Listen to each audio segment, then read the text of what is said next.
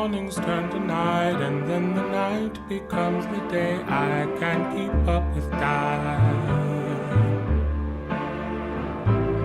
I keep losing still, keep hoping for that when and you can change my mind. Welcome back to Connie and Jack, a rigged game. This is episode 5, Mo Molinas, Mo Problems.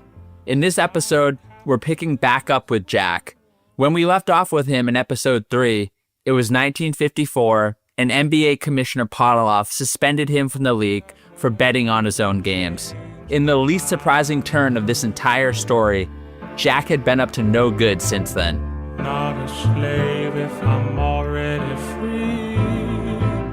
Not a captive if it's where I wanna be. Then the crowd calls. It seemed clear that Commissioner Podolov and the NBA were making an example out of Jack. Though given how prevalent gambling was in the league and how cooperative Jack had been, he thought he'd get another shot in the NBA. He said in The Wizard of Odds, Podolov seemed like he was a very understanding man.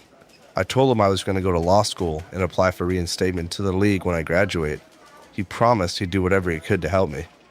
So Jack made the natural career pivot after breaking the bylaws of the NBA. He became a lawyer. Without cracking a book, he scored in the 99th percentile on his LSATs, and then he breezed through school, even becoming president of his class at Brooklyn Law School. During this time, he tried again and again to get reinstated into the NBA. Even the press came to his defense. The New York Post wrote, While Molinas violated the NBA rules by betting on himself, he was not a party to the kind of gambling conspiracy that did so much damage to college basketball a few years ago. In view of this, the Post asks the NBA to take Molinas back into the game. We're for giving him another chance. The NBA made its final decision. Jack recalled this in The Wizard of Odds. After I graduated, I applied for reinstatement into the NBA. They turned me down. I was suspended for life, and I found out that the owner's vote had ended with a tie, 4 votes each way.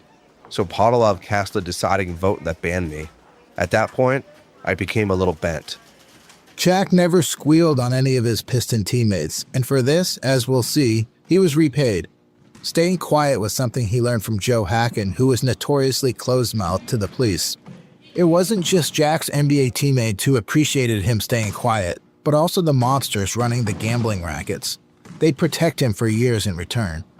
While Jack was in law school, he also played hoops in the Eastern League. It was a league that launched in 1946, the same year as the NBA. Pop-up trivia: the Eastern League ran all the way until 1979 and then changed its name to what? This is a tough one. It became the Continental Basketball Association, better known as the CBA. If you got that one, well done. It was the league Eddie Simmons played in 6 years later. The money or run wasn't as good as the NBA, obviously, but every guy made $35 a game, which was solid supplemental income back then, the equivalent of a little over $400 today.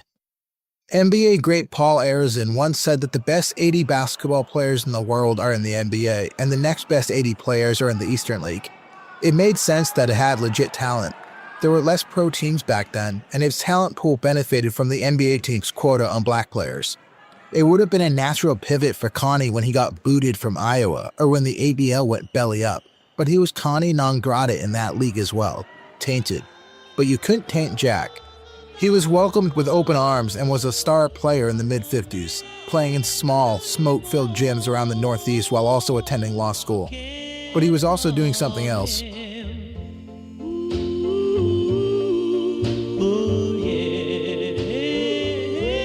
As he said in The Wizard of Odds, While I was going to law school and playing in the Eastern League, I started to take a very deep interest in betting on basketball games. I had been doing this for years, but now I was really devoted to it.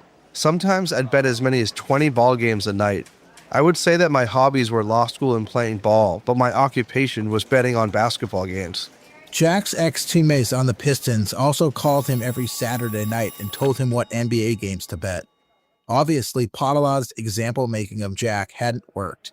An ex-NBA player tells a story about him and Jack sitting in the 69th Regiment Armory watching the Pistons play the Knicks. New York was favored by 2.5 points, and his old teammates told Jack to bet on the Knicks, which meant the Pistons were taking a dive. The ex-NBA player recalled, "There's about 2 minutes left in the game. Fort Wayne was neck and neck with the Knicks, and I was shitting my BVDs. Jack," I said, "we're losing."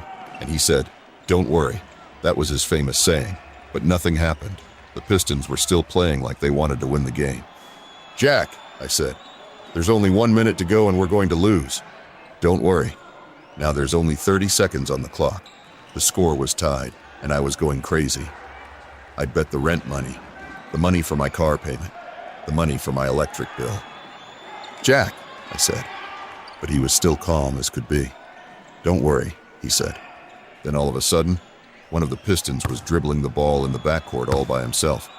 I mean, his defender was about 15 feet away, and the guy just kicked the ball out of bounds. It almost looked like a football player drop-kicking the ball for an extra point. Now the Knicks had the ball, and another one of the Pistons made a clumsy effort to steal the ball, and instead committed an obvious foul. The Knicks made both free throws. They're up by 2. So the Pistons had the ball, and there seemed to be no way New York's going to cover the 2.5. The clock was ticking down. 10, 9, 8. If the Pistons scored, I was a loser.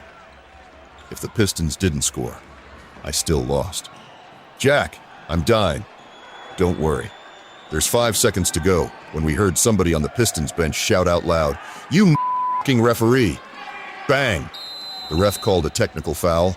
The Knicks made the shot and won the game by 3 points, and Jack turned to me with a big shit-eating grin on his face. "I told you not to worry," he said. Jack was generous with the Pistons' inside information. He gave his law school buddies the heads up on what games to bet, and they put lots of money down because it was close to a sure thing. Soon, though, bookies wouldn't take Jack's bets because he was winning too much. He started betting through someone else, or what they call a beard, but the Pistons' gravy train came to a halt at the end of the 1958 season. Commissioner Polilov knew Piston players were betting on their own games as he continued tapping their phones, but he didn't ban them. He confronted the team, but rather than have the league take another black eye like they did with the Molinas incident, he asked the players to quietly retire at the end of the year. Check out Basketball Reference sometime and compare the 58 and 59 Piston rosters. It shrank by 4 players and only returned 7 of the 16 guys. Mum was the word of the National Betting Association. The best part was that the Pistons playing it straight in 59 actually won 5 less games than the dudes who tanked some games in 58. Nevertheless, Jack's Piston teammates getting a quiet retirement versus his very public ban ground Jack's gears even more. He detested Polilov and did until the day he died. So what did Jack do with no more inside information? He found other ways to get an edge with his gambling, and not just in basketball. Jack was always looking for an edge and took it wherever he could get it. He was nothing if not creative. He talked about a few of his schemes in The Wizard of Oz. Betting on horses, he worked with an electrician named Red who'd reduce the wattage in the Con Edison cables so that the betting house's clocks slowed down 2 or 3 minutes every hour. Maybe the lights dimmed a bit or they'd have to turn up the radio a little more, but they never noticed. Jack explained. All I had to do was find a horse room in which none of the clerks wore a wristwatch. Then I'd give Red a high sign, and an hour or so later, I'd have some beard waltz into the room and bet on an out-of-town race that had already run. Pass posting, the practice was called. I'd have to pick my spots carefully, and I only ran the scam for a couple of weeks, but I wound up making a daily profit of about $5,000. Another Jack classic. He'd stick electrical receivers up racehorses' anuses so that he could transmit a shock that spurred them forward, hopefully to win the race. And then a third scheme, which Jack explained, saying, For a fee of $30 or $40 a week, it was Marvin's job to provide his clientele of bookmakers with accurate starting times for college basketball and football games. He'd call up every school that was on the board just to make sure the starting time hadn't been changed. But sometimes he'd deliberately give out the wrong starting time, so a game would be an hour old before he'd place his own bets. There are a lot of edges in this area alone. For example, for many years, the starting time of Purdue basketball games was legitimately listed at being 8 o'clock, when in actuality the opening tip-off was at 7:35 sharp. By the time he lays his bet at 8, a smart bettor can just about figure out how a game is going. I can remember betting a Purdue-Iowa game that was pick'em, but by the time I laid my bet just before 8 o'clock, Purdue was already leading by 12 points and I made a bundle. Jack also had schemes in boxing and football where he'd drug fighters and teams before the fight or game started. It's hard to win if you're vomiting on the sidelines. But like a great love, Jack always came back to basketball, though he had to move beyond NBA games. Bookies were increasingly aware of how crooked NBA games were, so they took less action. Plus, there were only 4 games a day max. This is when Jack turned to college basketball, and he did it with gusto.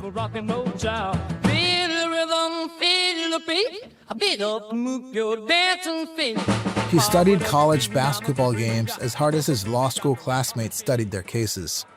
In The Wizard of Oz, Charley Rosen wrote about Jack's intensity with this new endeavor. He bought dozens of newspapers every day from all across the country at the newsstand lobby of the New York Times building in Times Square. He even paid an Associated Press reporter so that he could use his name to make calls to colleges and ask questions about their teams like, Hello, this is Mr. So-and-so working for the AP out of New York, and I'd like to do a feature article on your school. Did the team play up to par in their last game? Did the other team play man or zone? Was there any dissension on the team? He was getting injury reports behind the scenes before injury reports were a thing. Jack was the master of getting an edge, and this was the master at work. College basketball became his Mona Lisa, and he'd come out on the other side smirking. Soon, Jack was so good at determining betting lines for college games that he was brought in at the national level to help out. Back then, the national betting line on games was made by only 3 people. A guy in Miami, Minneapolis, and Biloxi, Mississippi of all places. They discussed their takes and landed on a line. Simpler times. Jack knew a guy named Shelly Thomas who helped out the guy down in Miami. He started giving Shelly lines and caught a hot streak. Jack was then brought in full-time, as he said in The Wizard of Oz. I worked through Shelley for the entire season, and my picks were winners 62% of the time. 62% in gambling is astronomically high. A normal gambler must win 52.4% to break even. Professional gamblers rarely sustain winning above 55%. In fact, most win closer to 53 to 54% of their bets. Yet, they can make a career off that 0.5% to 1.5% clearance above 52.4. And then here's Jack clearing it by almost 10%. The mob was too smart to let this golden goose get away. He was soon connected to the big operators in the country, who bet even larger sums of money. But Jack didn't settle at 62%. His days in the NBA proved there were means to raise this number even higher. This is when Jack's college basketball fixing operation was born.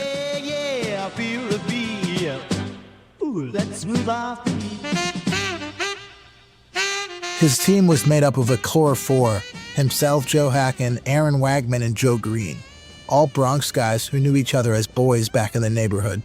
Wagman and Green approached Jack before the start of the 1957-58 season. They told him they had a couple of players on 2 different teams willing to fix games and asked Jack if he could put up the money to back the games. This was like asking a toddler if they wanted ice cream. Jack asked the players' names and whether their teams were, quote, on the board. Back then, you couldn't bet on all the games. If there wasn't enough interest between the 2 teams, or if there was heavy betting for one team and the bookmakers became suspicious, the game was taken off the board, which meant you couldn't bet on it. Remember, this was only 6 years after the 1951 fixing scandal, so everyone's radar was still up, making Jack's operation all the more audacious. Jack had one other request for Wagman and Green. Everything goes through Joe Hacken. He would act as Jack's agent. As Jack explained to the guys, he knows this business backwards and forwards. He has been fixing games and so forth all his life. He is the only guy I can trust. Wagman and Green agreed and laid out their terms to Jack. They'd each be paid $1,000 a game, and so would each participating player. Jack said yes. And just like that, they were in business. Soon Jack's 62% win rate in college basketball approached the sure thing. At a high level, here's how their operation worked. Jack and his team recruited and paid players to intentionally play poorly in their games. This was the fix, or what they call point shaving or dumping games. They tried recruiting the best players from each team because the top players had more influence over a game than a role player. Once a top player was in on the fix, or perhaps 2 role players, Jack sold that information to big-time gamblers, or what they called their backers. Jack and his team paid the players and pocketed the rest. The author wasn't able to pinpoint their margins, but is quite sure they'd make Apple blush. It's important to note that the players' teams did not have to lose outright. All they had to do was lose against the spread. So for example, if Bowling Green was favored to beat Dayton by 5 points, Jack and his team could make money one of two ways.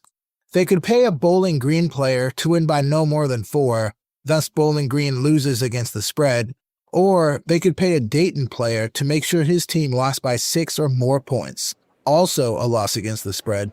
The 4 men met in a cafeteria on 57th Street to draw out their plans. Wagman told them that Richie Hoffman of South Carolina and Jerry Alamo of Brown University both expressed interest. Hacken warned Wagman and Green that they should only deal with him and Jack, because if it became known to the bookmakers that the game was fixed, it'd be taken off the board. Jack paid for Hacken to travel to both schools to pay the players. The first game picked was in New York City on December 19th between South Carolina and New York University. They arranged to meet Hoffman on the afternoon of the game, but got frightened by a rumor of an investigation and called it off. They pivoted to South Carolina's next game against St. Bonaventure in Buffalo. Jack sent Green to pay Hoffman, but the game was taken off the board. They were now 0 for 2. On December 29th, they met again in the cafeteria on 57th Street, and Jack said that he, Hacken, and Green would drive to Florida to fix a game between South Carolina and Georgia University. He instructed Wagner to stay in New York to place various bets when they called. Game day came and went with no phone call. The next day, Green called Wagman to say that the game worked and they won, but Jack only gave them $600 instead of $2,000. Jack and Hacken traveled back to New York. Green went to Havana, where he lost all of his and Wagman's money gambling. Then Hoffman got injured. They asked him to approach another teammate to throw a game, but he declined. They contacted Alamo at Brown, but he rejected their offer. And that's how the 57-58 season ended for them. Only one successful fixed game. They innovated on their plan the following year. Knowing that many college players worked at New England summer camps, Green went up there to get a job so he could recruit players for the following season. Green came back in August with modest returns. He said Jerry Vogel of Alabama would probably be willing to dump games. Richie Hoffman at South Carolina was still in, but he got suspended from his team for a year that fall. He said he thought his teammate Mike Callahan would do business in his place, and he did. But beyond that, the recruiting process moved slowly that year. The story from their second season was how little trust there was already between all parties. This often stemmed from Jack's duplicity.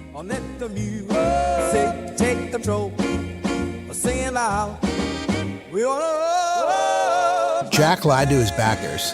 For example, he'd tell them if they had 2 players in on the fix when they only had 1, so that they could pocket the other $1,000. Jack's go-to move, though, was shorting the players. He did this constantly because he knew they had no recourse.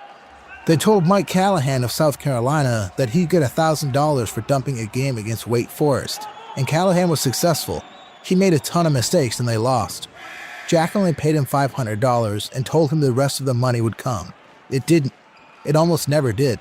Lenny Kaplan of Alabama learned this the hard way too. His teammate Jerry Vogel approached him with what he called an opportunity to make a lot of money. When Kaplan asked how, Vogel pointed to Joe Green, who was standing nearby, and said that Green was willing to pay him $1,000 if they didn't beat Mississippi State that night. Kaplan declined. A month later, on February 13th, he got a phone call. The man said, "My name is Jack Molinas. Have you heard of me?" Kaplan had, since Jack had been a big name in basketball. Jack said he was calling to acquire Kaplan to play on a professional team in the Eastern League and wanted to discuss it in person. When they met the next day, Molinas offered Kaplan $1,000 if Alabama won their game that night against Tulane by less than 3 points. Kaplan wasn't interested. According to police records, Jack then pointed out that it was Kaplan's senior year, and that he'd be married soon and could use the money, and that they'd be the only two who would know about the fix. Jack told him how easy it was, and after thinking it over, Kaplan accepted. He played and kept the score close. His team won by only 2, and Jack won the bet. Kaplan asked Jack to keep his $1,000 in a New York bank for him. He then successfully fixed another game for Jack on February 28th against Auburn. After graduating in June, Kaplan returned home to New York and asked Molinas for the money. Jack said, I don't have it. I'm tied up. He gave Kaplan $100 instead. Kaplan visited Jack many times in June asking for the rest of his money. Jack told him that it was invested for him in a Florida land deal. Kaplan continued to try and get his money over the next year, but Jack never gave it to him. Little did Jack know that this shortchanging of players would be his undoing. Jack even lied to his own team, as Wagman and Green learned during their first fix. Jack often told them that his backer didn't pay him out entirely and he'd short them. Wagman eventually got fed up with Jack. One night in February, Jack cornered Wagman and told him a lot of these games were getting hot, meaning there was too much action. He asked Wagman, Are you selling games to someone else? Wagman admitted that he sold a couple of games to a backer named Frank Cardone at Pittsburgh because he didn't like the relationship with Jack and Hacken. He also had other participating players that Jack didn't know about. Jack didn't get mad. He told Wagman he also had relationships with cooperating players at Wichita, Connecticut, and the University of California. Jack said he also had a backer, Dave Goldberg in St. Louis. He told Wagman, We could pool our two backers and we can double back all these games. You and I can pick up double money on each game that is fixed. This was risky for two reasons. First, a double back game was more likely to be taken off the books. Second, they had an understanding with each backer that these games weren't being sold to anyone else. Nevertheless, they arranged to fix an Alabama-Georgia game that night with the help of Daniel Quindazzi of Alabama. But the plans fell through. Jack was undeterred. He convinced Wagman that they both call their backers anyway.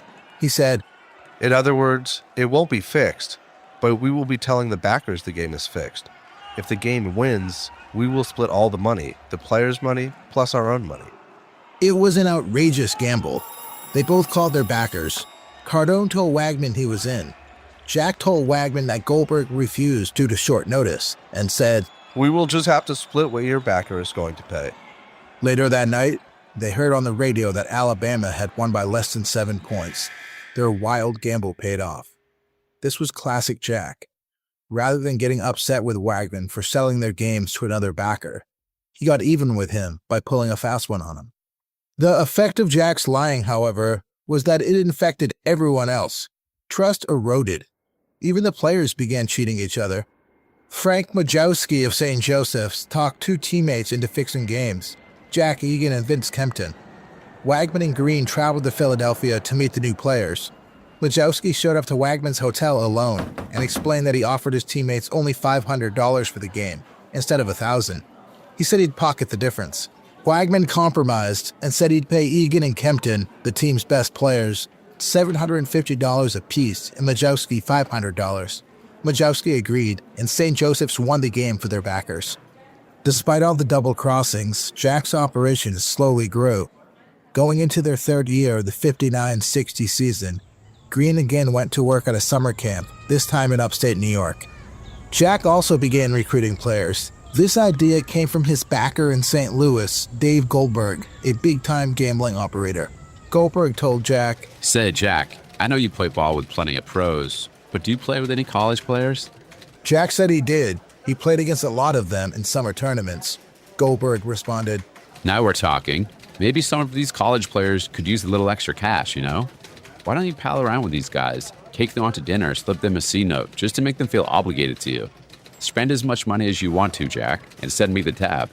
If any of these players happen to ask a leading question, well, then, find out if they're willing to do business. Jack told Hacken and Wagman the plan, and since many college players played at a playground in Riverdale, that's where Jack started.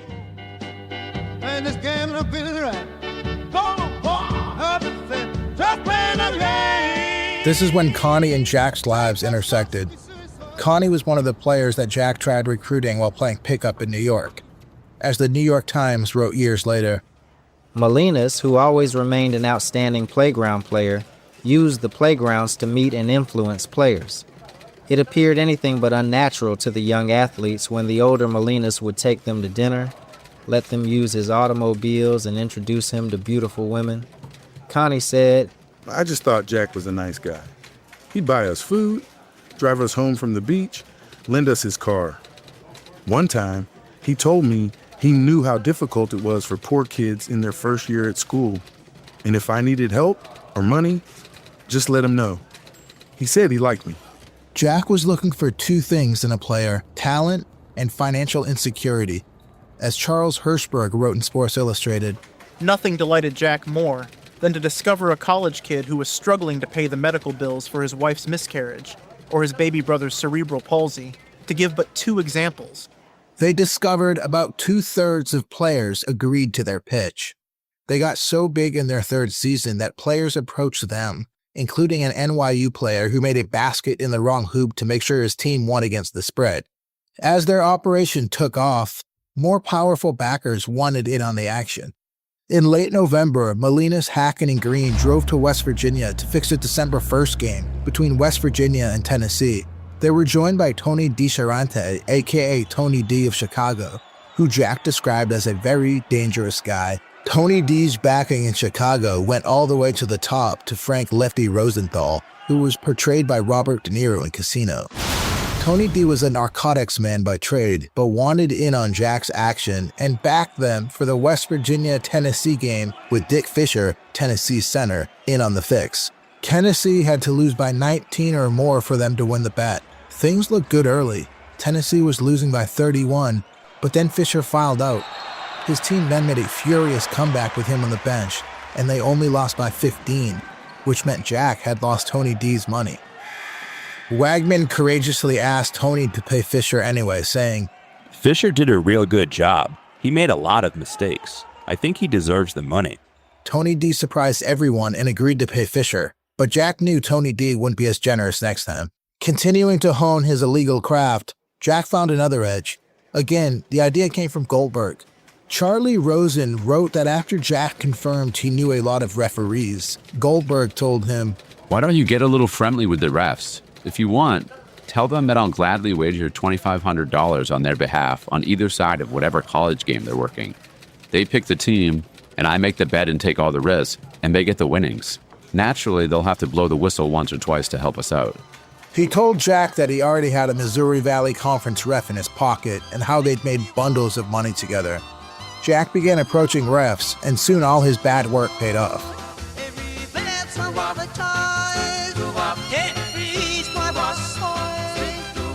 By their fourth year, the 1960-61 season, things were in full swing. They had players and refs fixing games.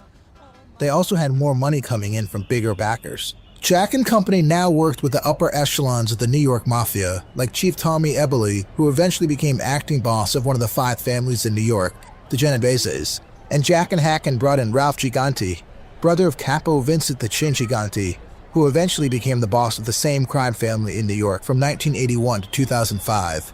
Serious dudes. According to Paul Brandt, Jack's teammate for 8 years at Columbia and Stuyvesant High School, Jack never liked being associated with the mob. But as Brandt said, "It came with the action. For him, it was the adverse side." It certainly made for unpleasant company at times. Once an angry mobster broke Jack's hand with a hammer. Another time, they dangled him by his legs outside of a 15th floor hotel room. You know, just your normal Tuesday afternoon sort of stuff. The party was short-lived though for these new backers. New York County District Attorney Frank Hogan's investigation into Jack's fixing operation was underway by the end of 1960. Hogan knew the financiers were spread out from Pittsburgh with Frank Cardone and Morris Mayeson, to St. Louis with Dave Goldberg and Steve Lacamatros, to Chicago with Frank Lefty Rosenthal. And he knew of the other co-conspirators too, Tony D of Chicago and Ralph Giganti and Paul Walker of New York. In total, across 4 seasons, Jack and company solicited 34 players to influence scores, and 30 of them accepted bribes. In actuality, the number was higher, but these are the people they had evidence against that would hold up in court. By the 60-61 season, they had multiple fixed games on the same day. On January 7th, they fixed 4 games in one night. As soon as it got really good for Jack, it was over. In December of 1960, Brandt tipped off Jack that the DA's office was building a case against him. Jack said that he was in too deep with dangerous people to get out. Even Hawkins told Jack to slow down, but Jack didn't listen.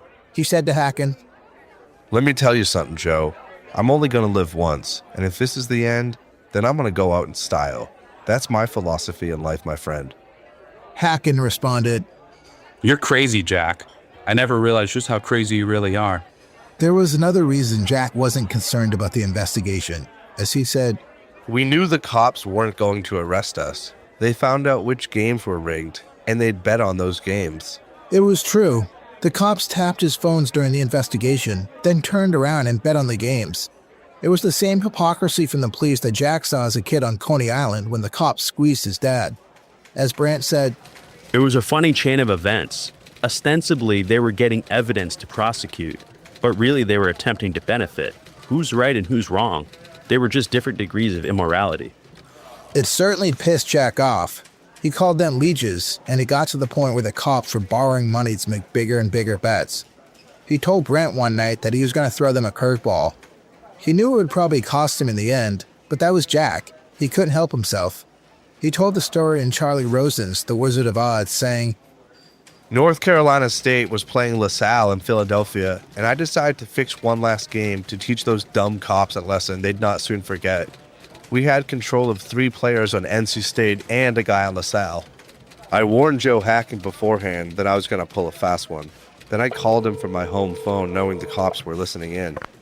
"Joe," I said, just bursting with enthusiasm, "we've got an all-time lock on this game. We've got 3 players on North Carolina State, 1 on LaSalle, and one of the officials. The early line has LaSalle favored by 4, but we're going to bank on North Carolina State. This looks like a triple bet, Joe. We can't lose. This is going to be our biggest score ever." Before we knew it, the cops' money had moved the game to a pick'em. So Joe and I arranged to have the North Carolina players take a dive. In fact, our instruction to all parties was to keep the game as close as possible until the very end. And then we started betting heavily on LaSalle. It was LaSalle, LaSalle, LaSalle, with every New York bookie who'd take our action. We wound up getting $25,000 down. So we all took the train down to Philly to watch the show. I recognized a handful of plainclothes cops from New York in the crowd. I found out later that one of them raised his betting money by taking a second mortgage out on his house.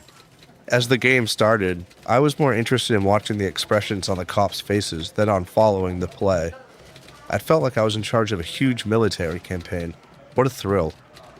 The score was tied 30-all at the half, and it remained tight until LaSalle put on a surge with about 5 minutes to go in the game. LaSalle won the game by 15, and everybody won their bets, except the cops. After the game, a detective came up to me, gave me a dirty look, and then walked away. I'd say this game was the most enjoyable fix of my entire career. It was also one of his last. In March, Jack flew to Washington, D.C. to give a speech at a Touchdown Club dinner. The speech's title was The Integrity of College Basketball. 1 year later, after a 22-month investigation that spanned 51 cities and 22 states, which we'll cover in the 8th episode, Frank Hogan finally arrested Jack. On the first day of the trial, Jack walked up to Hogan and said, "I'll bet you $10,000 that you won't convict me."